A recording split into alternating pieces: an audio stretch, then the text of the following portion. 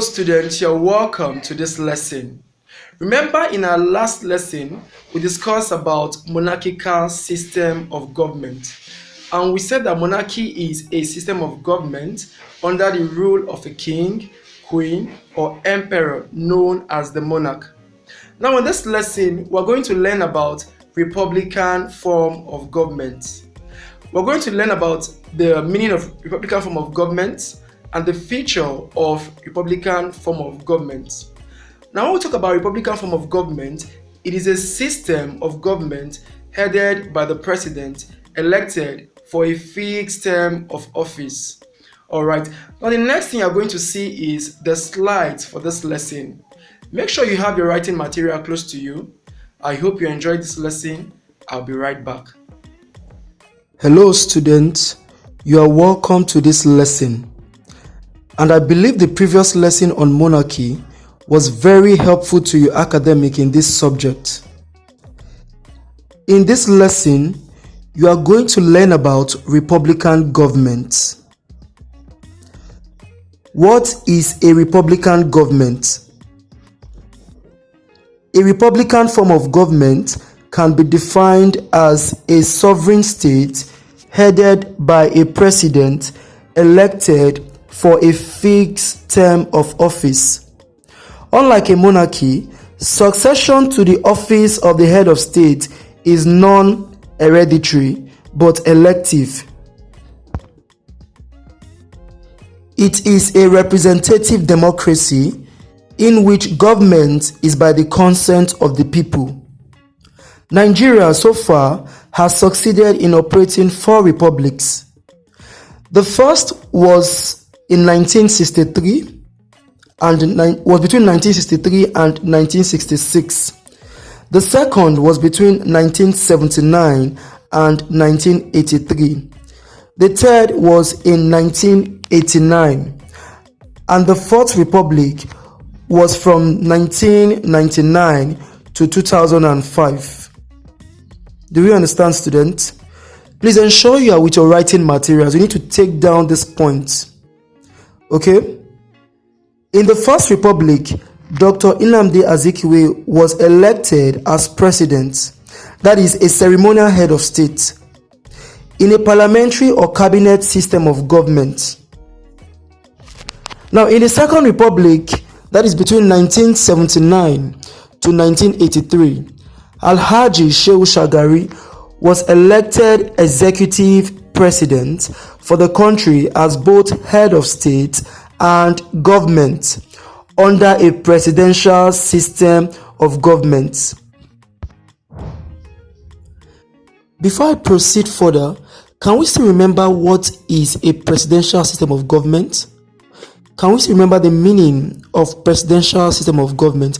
Now, when we talk about presidential system of government, it is a system of government in which the head of state is also the head of government. That means one person is the head of state and that same person is the head of government. I hope we are with our writing materials. Are you with your writing materials, students? Similarly, the Third Republic was under Ibrahim Babangida. The Fourth Republic was under Chief Olusegun Obasanjo, who was elected as president, head of state and government in 1999. Countries like Cameroon, Niger, Chad, USA, India, etc. are examples of republican government. Are we together, students? Now, let us see the characteristics of a republican government. Are we together, class? Okay. Now, students, the first characteristics of a republican government is popular representation. Can you say it? Popular representation. A republican government is based on popular representation. What this means is that different interests in a society are represented by elected representatives. Okay. Now, the second characteristics of a Republican government is popular election. Can you say, student? Popular election. Now, popular election has to do with what is succession to different political offices. Hello? It has to do with what the succession to different political offices. Now, before a successful candidate gets into office, he or she must go through popular election. Okay? Now, the third feature is periodic elections. It is what? Periodic elections. Elections are usually periodic. In some political systems, it could be every 4 or 5 years, as the case may be. You know, in Nigeria, it is every 4 years. That is when we carry out our election. Now, the next characteristics of a Republican government is limitations to the exercise of power. There is what? Limitations to the exercise of power. There are limitations to the exercise of power by political leaders in a Republican government.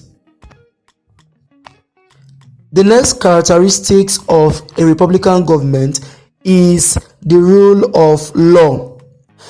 Now, when you talk about the rule of law, it is the absolute supremacy or predominance of law over everybody, both the rulers and the ruled. The theory of the rule of law was propounded by A.V. Dicey.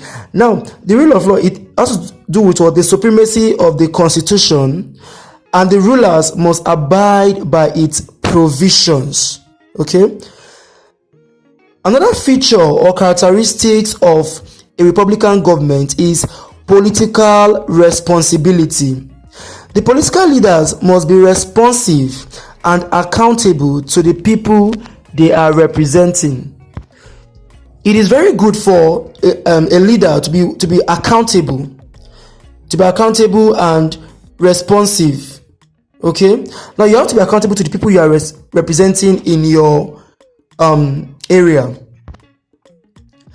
Another characteristics of a Republican government is fixed term of office. Fixed term of office. Now, leaders can only hold office for a fixed term or only during good behavior. When a leader has a good behavior, he or she can stay in office for a reasonable time. It all depends on the people popular support. Okay, for example, the second and third republic constitutions in Nigeria's presidential system of government allow for 2 terms of 8 years. What it means is that a candidate can only do 2 terms in a state. There's nothing like 12 years in Nigeria. The maximum years is 8 years. That is 2 terms. Okay. Now, another characteristics of a Republican government is popular sovereignty. Now, when we talk about sovereignty, what do you understand by the term sovereignty? Now, sovereignty is the absolute power of a state to exercise supreme legal authority over its own affairs within its territorial jurisdiction. What it means that a country, a state, can exercise absolute power over its own affairs without any form of external influence. Because when we talk about sovereignty, we have external sovereignty, internal sovereignty, we have legal sovereignty, political sovereignty, de facto sovereignty, de jure sovereignty.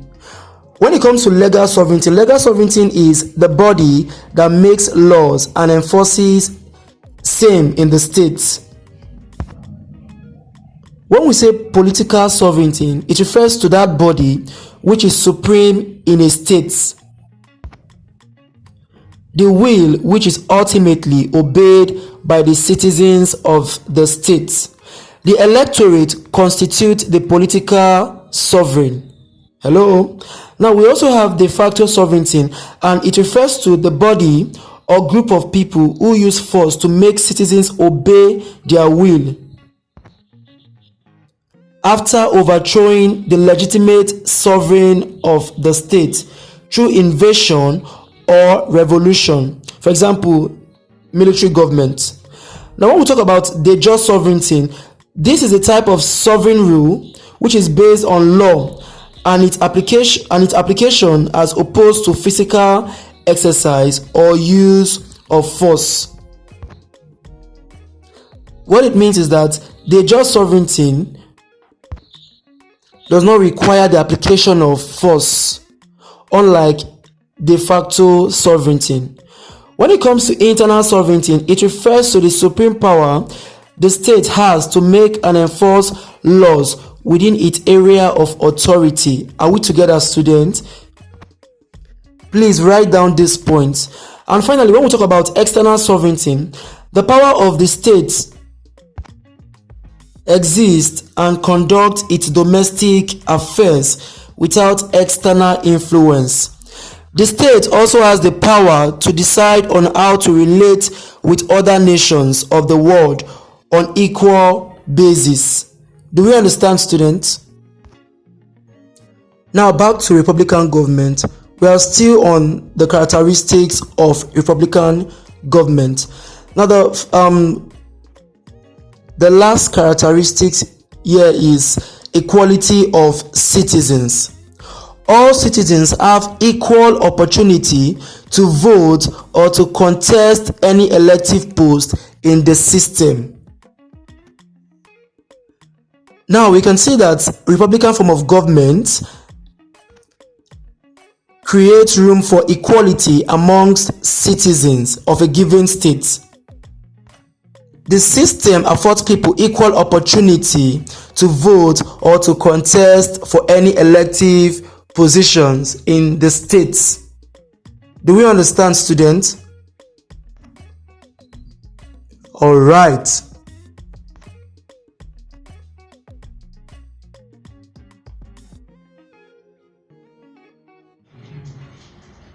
Now, students, can we see the differences between republicanism and monarchy? The first under republicanism is that the head of state is the president, while in monarchy, the monarch, which is the king, queen, or president, is the head of state. The second under republicanism is that he is popularly elected by the people, while in a monarchy, he is not elected, but ascension to the throne is hereditary. The third under republicanism is that the president stays in office for a fixed term, while in monarchy, the monarch does not have a fixed term. Now let's go to the fourth differences here. In republicanism, elected representatives are responsible and accountable to the people, while in monarchy, representatives or officials in government are mostly appointed and therefore not responsible or accountable to the people. Finally, under republicanism, there are limitations to the exercise of power. There are limitations to the exercise of power by the political leaders, while in monarchy, limitations to the exercise of power are in constitutional monarchy, but not in absolute monarchy. Now we have come to the end of this lesson. I believe it will be very helpful to you. Once again, I am glad to have you all as part of this lesson. It has been amazing working with you on this. I want you to know that the whole purpose of education is to turn mirrors into windows. The beautiful thing about learning is that no one can take it away from you. Education impacts societies worldwide for the better. Be the change you want to see in your community by learning at UPSS. Thanks for listening and bye. All right, welcome back. I believe you enjoyed the lesson. Yes, now you understand that Republican form of government is a system of government headed by the president elected for a fixed term of office. And one of its feature is periodic and regular election. Okay? Thanks for listening. See you in our next lesson. Bye.